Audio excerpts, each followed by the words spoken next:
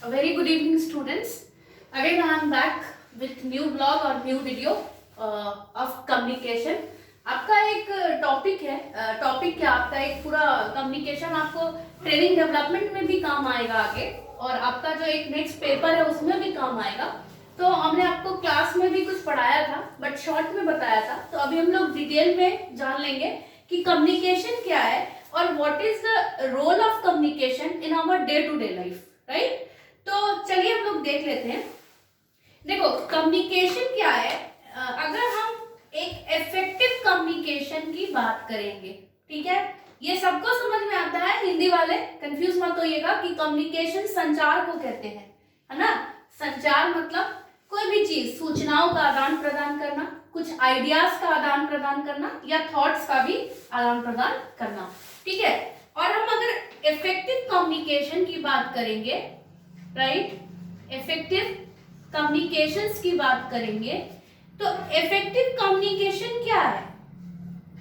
Is an essential, एक effective communication किसी भी फर्म, किसी भी ऑर्गेनाइजेशन के लिए एसेंशियल है, ठीक है, यानी अनिवार्य है।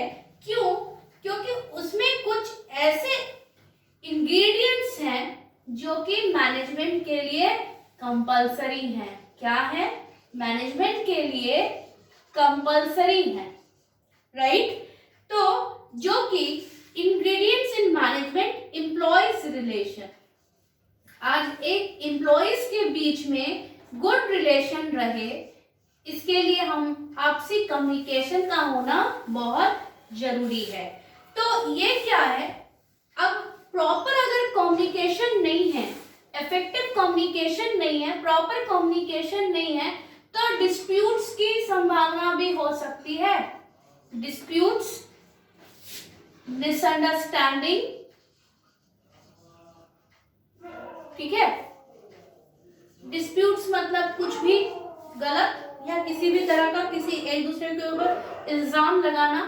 डिस्टर्बेंस और डिस्ट्रक्शन भी बोलते हैं, किसी भी तरह का डिस्टर्ब करना, जिसको हम लोग डिस्टर्बेंस के नाम से जानते हैं।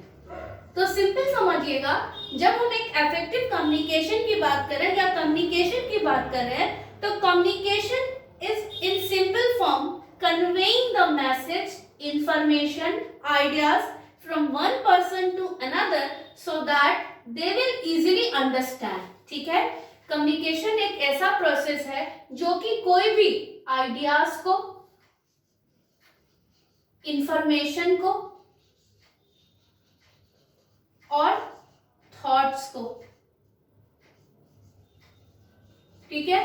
तो अगर हम बात करेंगे आइडियाज की, इंफॉर्मेशन की या थॉट्स की, थॉट्स आपको समझ में आता है, किसी भी विचार को यानी विचार देना या किसी भी विचार को, इंफॉर्मेशन यानी सूचनाएं, है ना, और आइडियाज यानी किसी भी तरह की आपके आइडियाज यानी मन में भावनाएं या विचार आ रहे हैं या किसी भी तरह की कोई प्लानिंग आ रही है, स्ट्रैटेजीज आ रही है, तो आइडियाज उसको देना। आइडियाज यानी आइडियाज भी यहाँ विचार ही होगा एक तरह से, ठीक है। तो कंफ्यूज मत होइएगा। तो सिंपल, जब हम मान लीजिए कि आपके दिमाग में कोई बातें आई और आपने किसी ए के दिमाग में ये बातें आई और ए ने बी से कहा और बी ने इस चीज को समझकर, विचार कर इसे फीडबैक दिया, तो यही प्रॉपर कम्युनिकेशन कहलाएगा दोनों के बीच में, ठीक है। ये प्रॉपर कम्युनिकेशन कहलाएगा। डिफरेंट ऑथर्स ने डिफरेंट डेफिनेशंस दिए हैं, तो हम लोग डिटेल्स में डेफिनेशंस पे नहीं जाएंगे। अब हम लोग जान लेंगे forms of communication, forms of communication, यानी अगर हम फॉर्म्स की बात करें तो कैसे कैसे कम्युनिकेशन यानी किस किस तरह के हो सकते हैं और किस किस फॉर्म्स में हो सकते हैं। तो पहला है अ रिक्वेस्ट, आप किसी से भी कम्युनिकेट करते हो तो रिक्वेस्ट फॉर्म में करते हो, राइट। सेकेंड आपका एन इंफॉर्मेशन, इंफॉर्मेशन यानी सिंपल समझिए, किसी को कोई सूचना देनी है, किसी को कोई खबर देनी है that is known as an information. कभी कभी आप किसी को रिक्वेस्ट करते हो तो रिक्वेस्ट समझ में आता होगा कि आप किसी को एप्लीकेशन लेटर लिख रहे हो तो रिक्वेस्ट फॉर्म में अपनी बातों को रखना चाहते हो, या कहीं किसी हायर ऑथोरिटी के पास आप किसी चीज से कम्युनिकेट कर रहे हो तो you are requesting. Your nature और your way of talking is in request form. उसके बाद कंप्लेन्स। कंप्लेन भी एक फॉर्म है ना।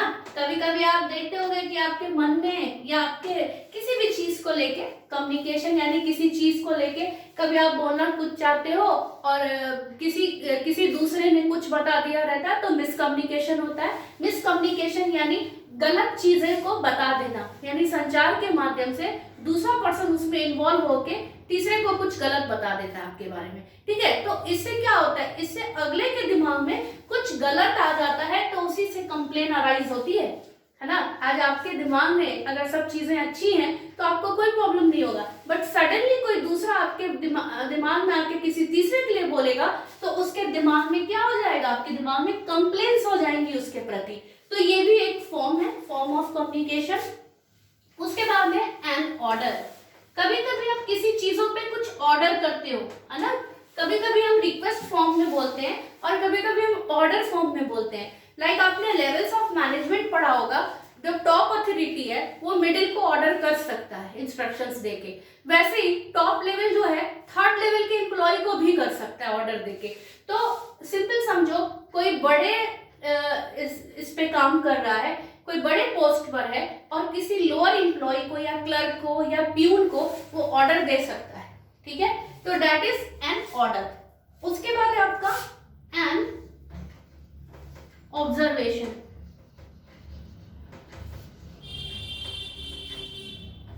ऑब्जर्वेशन आपको समझ में आता होगा कि जब आप 2-3 लोगों के बीच में हो, कहीं भी काम कर रहे हो तो आप चीजों को ऑब्जर्व करते हो और उस अकॉर्डिंग आप रिप्लाई करते हो।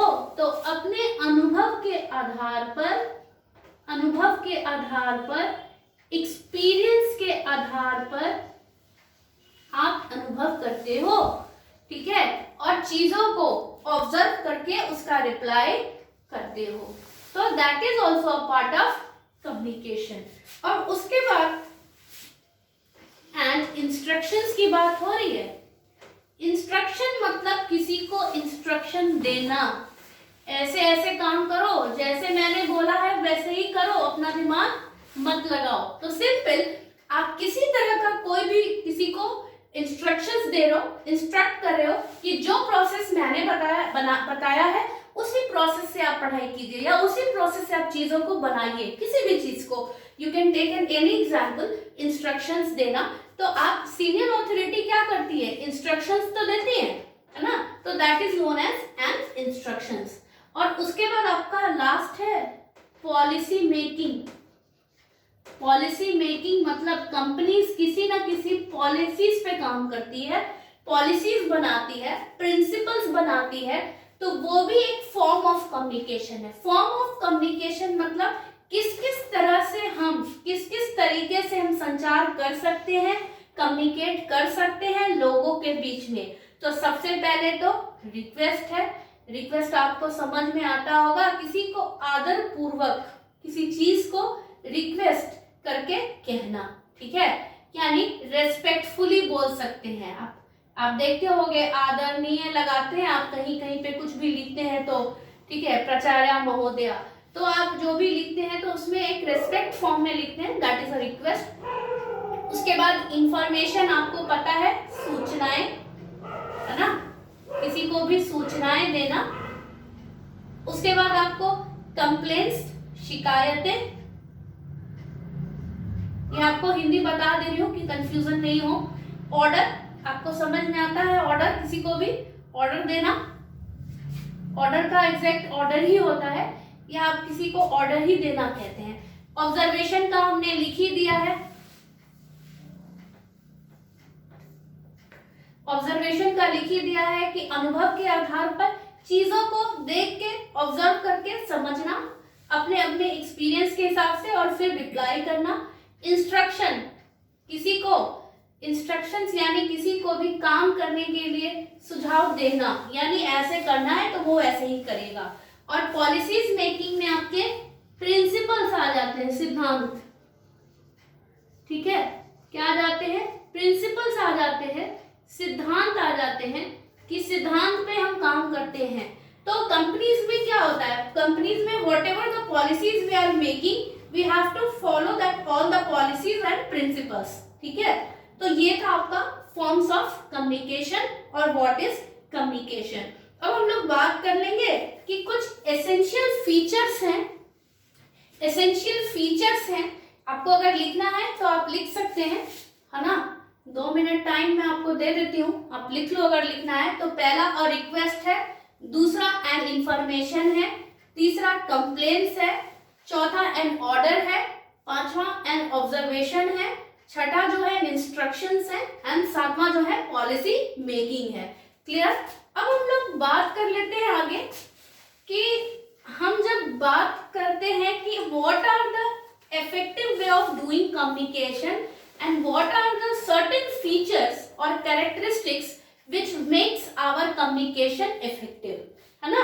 आज जब हम बात कर लेते हैं नेचर ऑफ कम्युनिकेशन की या फीचर्स की या इफेक्टिव कम्युनिकेशन की। ठीक है, तो आपको यहाँ पर हम सिंपल आपको बता देते हैं एसेंशियल एलिमेंट्स आप लिखिएगा। एसेंशियल एलिमेंट्स यानी जो कि एक संचार को प्रभावित करने वाले तत्व या प्रयोग होने वाले तत्व। एलिमेंट्स यानी तत्व होता है, जिसको हम लोग फीचर्स से भी जानते हैं और नेचर से भी जानते हैं। अब सिंपल समझिएगा, इसमें क्या होता है? इसमें सबसे पहले होता है कम्युनिकेटर। कम्युनिकेटर होता है जिसने आपकी किसी भी बात का रिप्लाई किया हो, that is known as communicator. फिर जो भी मैसेज हम भेजते हैं that is known as encoding. ठीक है, इनकोडिंग। फिर आपका मैसेज, फिर है आपका मीडियम, यानी किस मीडियम से आपने मैसेज भेजा। मोबाइल से भेजा, कैसे भेजा, मतलब मीडियम। मीडियम में बहुत सा हो सकता है।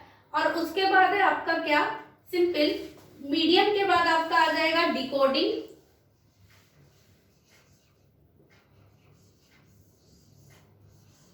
डिकोडिंग के बाद आपका आ जाएगा रिसीवर, और रिसीवर के बाद आ जाएगा आपका फीडबैक। क्या आ जाएगा? फीडबैक। ठीक है, तो ये जो था आपका फीडबैक तक, ये था आपका प्रोसेस यानी एसेंशियल एलिमेंट। अब आप सिंपल समझिए, जब हम सेंडर की बात कर रहे हैं that is known as communicator. Sender यानी जो मैसेज भेज रहा है that is known as communicator. और तो कम्युनिकेटर कौन होगा? A communicator plays an important role in the process of communication, यानी जो हमें मैसेज भेज रहा है that person is known as communicator. ठीक है, उसके बाद क्या है कि encoding is a matter to be communicated in the second element. Simple समझिएगा, इनकोडिंग को एक सेकेंड एलिमेंट का नाम दिया गया है। तो ये जो है इनकोडिंग जो है ये आइडियाज, फैक्ट्स, है ना, और इंफॉर्मेशन पे हो सकता है, इंफॉर्मेशन भी हो सकता है। ये अभी हमने पहले भी डिस्कस किया था फॉर्म्स में। तो यहाँ बताने का मतलब है कि इनकोडिंग में क्या हो सकता है, आइडियाज, इंफॉर्मेशन और फैक्ट्स हो सकती हैं। उसके बाद जो आपका मैसेज है, the encoded message need to be transmitted by appropriate mean which is in be written form और ओरल फॉर्म।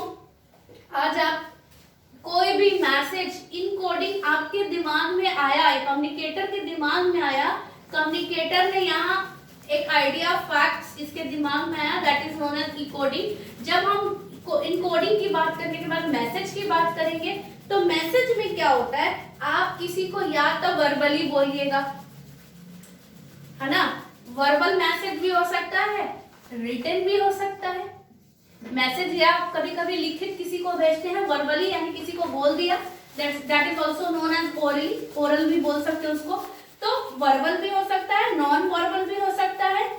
उसके बाद जब हमने ट्रांसमिट किया मैसेज को तो मीडियम में क्या आ जाएगा, अब मीडियम में डिफरेंट टाइप्स आ जाएंगे कि किस किस तरह से हमने किसी को मैसेज भेजा है, किस किस तरह से भेजा है। तो यानी यहाँ पर आपका किसी को मैंने एक्सप्रेशन से कोई मैसेज भेजा है, या वर्बल भेजा है, या रिटन भेजा है, तो all are the part of medium, ठीक है। या हमने किसी टेलीफोन्स के थ्रू, टेलीग्राफ के थ्रू, या फिर फैक्स के थ्रू भेजा है, तो these all are the part of आपका किसका आ जाएगा, मीडियम का आ जाएगा। उसके बाद डिकोडिंग होता है, तो decoding refers to conversion of message by the receiver. Decoding simple समझिएगा, जो भी मैसेज हमने कम्युनिकेटर ने दिया है उसका आंसर करना ही डिकोडिंग होता है, ठीक है। मैसेज को कन्वर्शन यानी कन्वर्ट करना रिसीवर के अकॉर्डिंग, उसकी मीनिंग के अकॉर्डिंग, और उसके बाद उसको देना, सेंडर ने जो भेजा है तो वो रिसीव करके, रिसीवर अपने आप को रिसीव करके फाइनली जो है वो फीडबैक पे आ जाएगा। यानी ये सारा जो था आपका, ये एसेंशियल एलिमेंट्स है, essential elements of a communication process. Communication process की बात हो रही है, किसकी बात हो रही है, कम्युनिकेशन प्रोसेस की बात हो रही है, यानी संचार में अपनाई गई प्रक्रिया या संचार की प्रक्रिया की बात हो रही है। तो यहाँ पर कोई भी कंफ्यूजन नहीं होना चाहिए। देख लीजिए, अगर आपको कोई डाउट है तो आप पूछ सकते हो, है ना, क्योंकि आपको डिटेल में ये पढ़ना है, आगे भी पढ़ना है आपको। ये जो कम्युनिकेशन टॉपिक है आपको बहुत ज्यादा काम आएगा, इसीलिए ध्यान से पढ़िएगा। टॉपिक इजी है बट इंटरेस्टिंग भी है, और इसमें ये नहीं है कि आपको इजीली समझ में आ गया होगा, लेकिन कुछ ट्रिकी भी है, कुछ क्वेश्चंस इसके ट्रिकी भी आते हैं, वो आगे हम लोग डिस्कस करेंगे। देखती हूँ मैं हो सके तो कल या परसों लाइव क्लास भी एक करूंगी, जो भी है। पहले आज को हम लोग देख ही लिए क्या है नहीं है, ठीक है। तो अगर आपका बच जाता है प्रोसेस ऑफ कम्युनिकेशन, आपका यहाँ पे खत्म हो गया। उसके बाद है प्रिंसिपल्स ऑफ इफेक्टिव कम्युनिकेशन, जो कि हम लोग बाद में पढ़ेंगे। आज हम लोग इतना ही रहने देते हैं, ठीक है, क्योंकि कम्युनिकेशन गैप भी है, फिर बहुत से इसके पॉइंट्स और टॉपिक्स है, तो आज हम लोग इतना ही रहने देते हैं। आपको कोई भी डाउट है इस पूरे प्रोसेस में तो आप पूछ सकते हैं मैसेज के थ्रू और या कमेंट्स के थ्रू, ठीक है। Thank you and have a nice day. Like, share and subscribe.